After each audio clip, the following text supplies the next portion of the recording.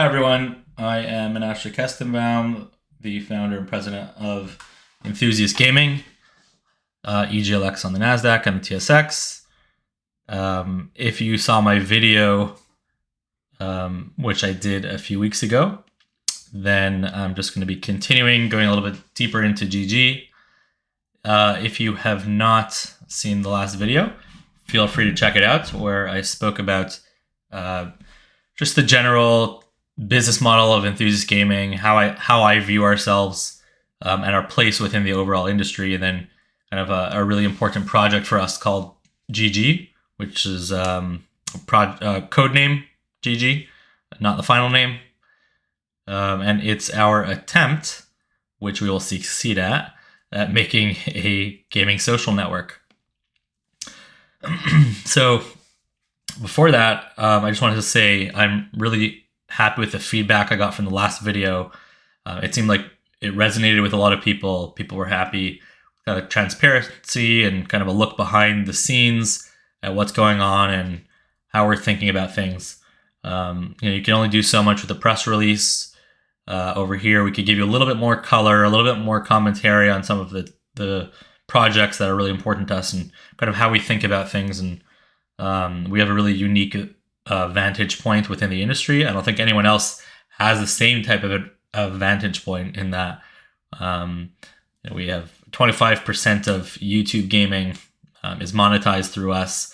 So watching YouTube trends at the highest level, 150 million plus people tuning into our live streams of the streamers we represent, 500 plus talent that we work with, 1 billion plus page views on websites that we own, our 50 events around the world, working with all the publishers and developers and seeing all the different business models. We get a really cool level of information and seeing what's going on behind the scenes. Obviously, when it comes to deal making and partnerships, we usually know who's raising money. Most deals come our way. So it's a cool vantage point that we have. So hopefully we're able to share a bit of that and then show why we're making the chess moves that we're making. Why are we going in certain directions? Other people may not understand why we're doing certain things, and we have tremendous conviction in what we're doing because of our vantage point and things that we're able to kind of see which direction the industry is headed in. So yeah, I'm happy with the feedback that was well received last video, and we'd love to continue maintaining that relationship. That said, I don't think it's realistic as being overly ambitious to try and do it once a week or once every other week. What I'm going to commit to try right now is once a month, and if I could do twice a month, then that'll be a nice surprise. But things are really busy, and when things are busy, it's hard to really carve out the time to put these together. But at least once a month, I like to do them. I'd also like to bring on some guests, people within the company or without, that I think might give some really interesting commentary and insight that some of you might appreciate. So we're going to try that. We recently acquired Addicting Games, and Bill Cara, who's the wonderful, talented founder of that company. We've been friends for a long time now. We even previously had acquired 15% stake in the company. I'd love to have him on a future episode. Love to discuss with him kind of, do we see Addicting Games going in the direction of skills, but with games that we primarily own, or are there other directions that we want to take it? What are our plans for it? Those are things that are evolving as we speak, not necessarily defined 100%. A lot of really interesting conversations going on. So with Bill, hopefully we'll have a discussion with him and see what direction we want to take that, and pick his brain a little bit. And you guys will be really fascinated with how smart he is and what he has to share with everyone. And then last week there was an echo. You can see I got a mic. I actually bought a really fancy camera too. I haven't been successful at finding the time to hook it up properly. I keep on needing new cords, and I typically delegate these things, outsource them. And over here, I don't know why I'm just doing it myself. Maybe it's just an interesting project to learn a little bit more So hopefully every time I do this, we'll have an upgrade in the overall look and feel, the audio visual of what's going on around. So disclaimer, once again, if you hadn't heard this disclaimer, that I can't really discuss the stock. This is not a forum for discussing the stock. There are regulatory bodies that we adhere very strictly to. I don't want any exposure or risk of talking about such things. So there's no stock discussion or valuation discussion or any kind of material secrets that I'm going to be letting out over here. This is going to be commentary about things that are already announced, projects that are announced, and I'm just providing more insight. So the project, just to launch right into it, the project I want to discuss more is Project GG, our social network for gamers. We talked a little bit of last time that the concept is that there is no social network really for gamers. Now, some people completely were off the mark and saying, "Oh, Discord's a social network for gamers." It's not. I'll get a little bit into that. Discord is a messaging app for gamers, the same as Skype, Slack, WhatsApp, Messenger, Facebook Messenger, Signal, Telegram. All of these are chatting, messaging apps, and Discord is the best messaging app for gamers. It wasn't the first. TeamSpeak, Curse Voice, Mumble. There's a bunch of other ones that had been used, but they did a really good job of just providing a really clean, easy to use, intuitive messaging system. But unless you already know your friends and who you're connecting with and which server you're joining, you're not going to get a lot of use of finding new people to play with. It's not a social network. It's the difference between LinkedIn and Facebook to WhatsApp.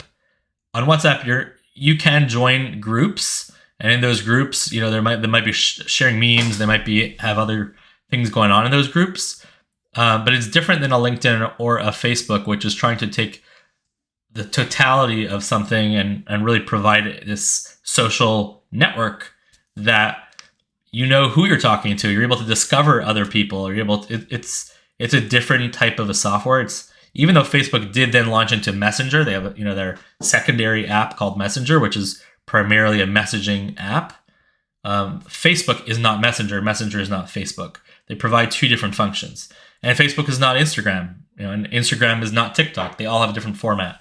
So what we're trying to create, when we look at our core features of GG, and there's about 30 really core features that we look at as blocks of value, the value props of this product. And we're not going to be able to have all 30 of them ready at launch, but that's our roadmap. When we look at that, all 30 features do not exist in a Discord because they're not messaging features. They're other types of features. It's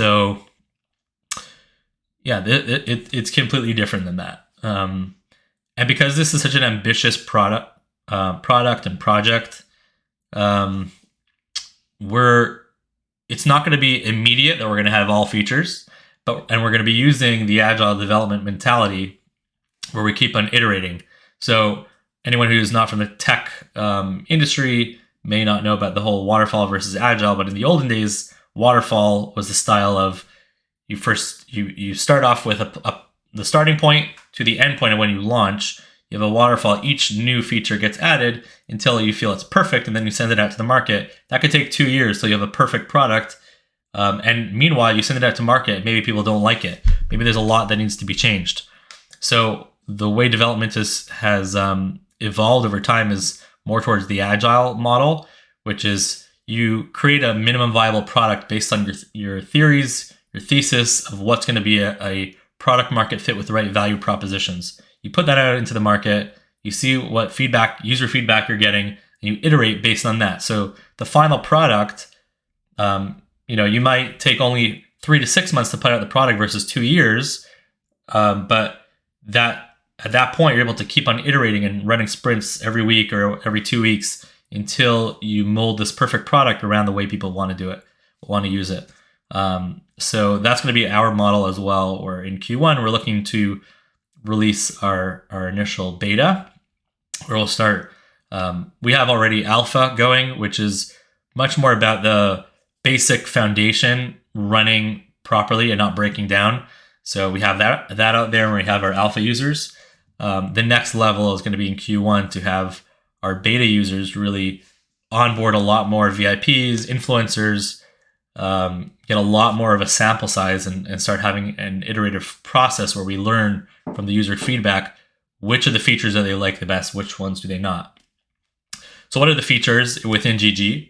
The truth of the matter is that we have this roadmap, and I don't really want to, discussing with our team, we don't really want to pull back the curtain entirely and show what our roadmap is. Like, there's a bit of a competitive edge right now, and that we're able to build without people really knowing all the cards in our hand. So I do want to talk more in depth about it, but I'm not going to give you the full roadmap. I just, it's smarter right now for us not to show everything, rather than we'll come out and people will be blown away and be like, this is really cool. We're happy this finally exists within the gaming industry. But what I can tell you is a little bit about these features, a little bit more esoteric of what these features are, what we're aiming to achieve with the features. So back to when I started playing video games when I was a kid, right at the beginning, it was a very solo type of experience. You didn't really play with others. You might have had your brother or your sister looking over your shoulder, watching as you play some Atari game or the original Nintendo. Multiplayer wasn't really much of a thing. Board games was more of at that point was more of a social experience, because people were sitting together and playing various board games, and that was a social game.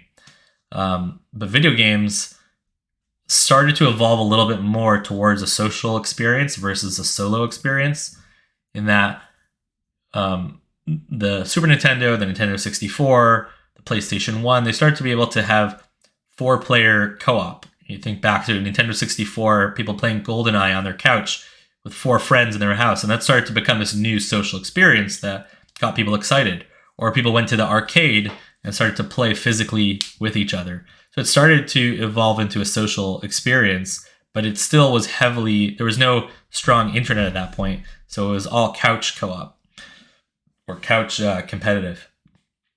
Over time, though, with the internet allowed people to start actually playing randomized matches with other people or in LANs, and also being able to evolve the social experience of connecting with other gamers. There is also, anecdotally, when I was on the IGN forums for over 10 years, from 13 and on, I witnessed a lot of people just becoming friends. I became friends with people on the forums, and through this manual experience of meeting someone on a message boards, you eventually established common grounds, you broke the ice, and you started to become friends with the human being themselves, and making new gamer friends. But it was a very manual process. When we started Nintendo Enthusiast, I remember seeing 2 people meet on our message boards, because it was a very intimate type of a group. And 2 people met, and they ended up actually getting married. One of them lives in Montreal right now, works for Ubisoft. So that was fascinating to see people actually meeting each other, gamers, through common ground, and then going all the way to getting married. I used to have a bunch of friends that we would play together every night with on Nintendo Enthusiast. I remember them saying, isn't this weird? We've never actually met each other in person, but we know everything about each other. And if I need to call someone to bail me out of jail, I would be calling you in Kentucky to help me out over here in Canada. You're the person I would call, because that's how close we became. So anecdotally, I started to really get excited about the concept of gamer connection.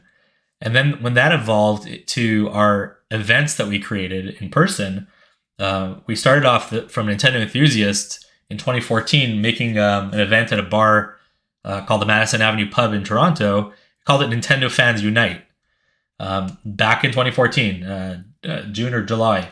And we got 120 people playing there, and it was electric in terms of I had never realized that we could bond with so many other gamers who all loved Nintendo, and we played Mario Kart and Smash Brothers and Pokemon, and it was cool, these guys all these people have the same taste as me, and now we're just being pulled together from different neighborhoods and different ethnicities, and we all just enjoying ourselves.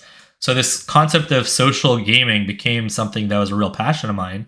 And that's why, as we started to acquire communities within gaming and deciding we want enthusiasts to really represent not the games, not the IP of games, but rather the gamers and their communities themselves, we started to think about how do we evolve social connection between gamers to the next level. So the issue right now, now that we have blazing fast internet, so you could instantly jump into a Fortnite match and there's 100 people playing with you, and then 3 other random people are part of your squad, and then the game is over 15 minutes later, and then you do it all again with another 100 people with a new squad. And sometimes these people who are jumping in as your squad are toxic, shouting out, you have 8-year-olds shouting out racist, homophobic remarks, which for me is, scars my children when I'm watching them. Like, they're sitting and playing Fortnite, and my own kids, and they're talking to 8-year-olds, and like, what's going on? There's cheating that has destroyed games like Call of Duty Warzone, made it really hard to play.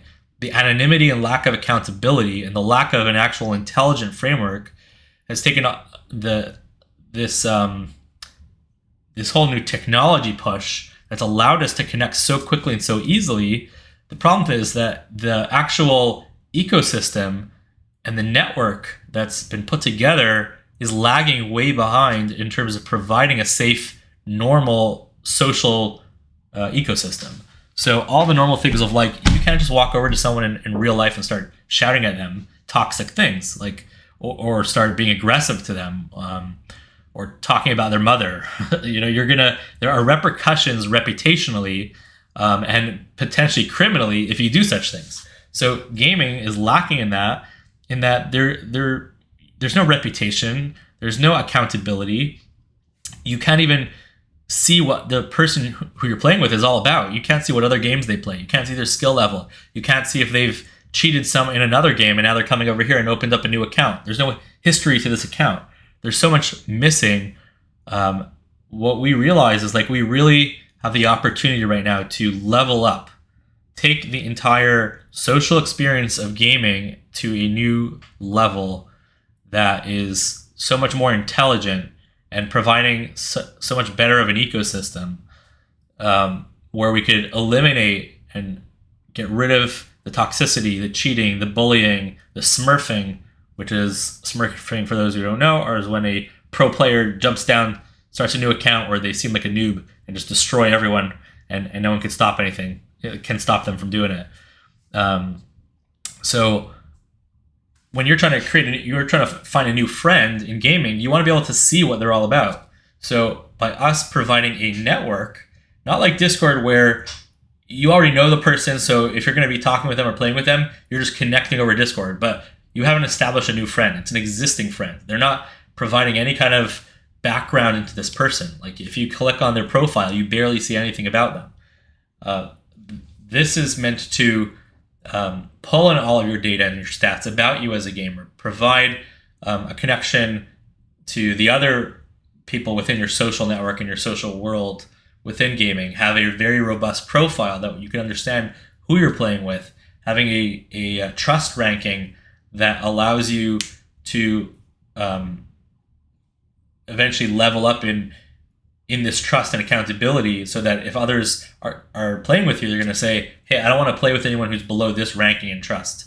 It's a new standard of, I want to play with the person who actually fits to my profile, to my tastes, maybe is connected to my social world, right? Like, my friend knows them. There's a vouching system where you can actually vouch for your friends, which carries a lot of weight. If you don't have any friends vouching for you, it's going to be much harder to grow in the trust ranking very quickly. The vouching system is an important part of this, that the more friends that you have who vouch for you shows that you're legit. So a big part of this, in order to do this, is the connection to the pipes, to all of the different platforms. There's so many different platforms. EA has their own gaming platform. Ubisoft has their own one. Riot Games, Activision Blizzard, Epic Games, obviously Steam, Nintendo, Xbox, PlayStation, Google, Apple. Your gaming existence takes place across everywhere. So part of the reason why we acquired TabStats, no one really understood why, but that was the first fundamental piece for us, is that we don't want to take a long time. We want to skip a year in building out, how to pull in all the stats. Nader and his team, Nader is the founder and he's our brilliant technical leader of GG, has already figured out how to pull from all these games. And he has a close relationship with a lot of the publishers to use the data correctly and safely. And even right now with Ubisoft, with Rainbow Six, there's a cheater system that there's an overlay. As you play the game, you can see the overlay where it says who you're playing with, who's on your team, who's on the other team, details about them, and it flags cheaters. So if there's a cheater, you're going to drop out of that lobby. And even Ubisoft themselves are kind of connecting with us on some of that data and looking at what we're doing and syncing with that. And it would be great to be able to have the system where if someone cheats in League of Legends, then they hop into a game of Rainbow Six, we flag them across their account because we want to have a standardized profile for trust ranking. Let's see, I'm at 21 minutes. I was going to go into the whole LFG system, which is, LFG has been around for a long time, but never been done at a massive scale. It's only been done in many, many different little games, or big games, but in a minimized setting. So, but I think I'm going to keep that till last time because 21 minutes is already pretty long. But next time maybe we'll get into some of the LFG, or maybe we'll bring on Bill Kerr and discuss addicting games. We'll see. Whatever it is, we'll have fun. Please leave comments down below. I'll try and respond if you have questions that don't involve the stock. They're just discussing things that I am allowed to talk about. We'll talk about those. But suffice it to say, I'm really excited about where we're headed with GG. It's not going to be an overnight thing where we release it tomorrow. This is going to be an iterative, ongoing process of development. But the final product, I think, is going to be something that really revolutionizes the entire industry. Of course, we have over 300 million monthly users who we could throw this at, and we'll stage it to make sure that the iterative process happens correctly and scales wisely. But yeah, it's exciting times. Please leave me a comment below, and we'll speak next time. Thanks.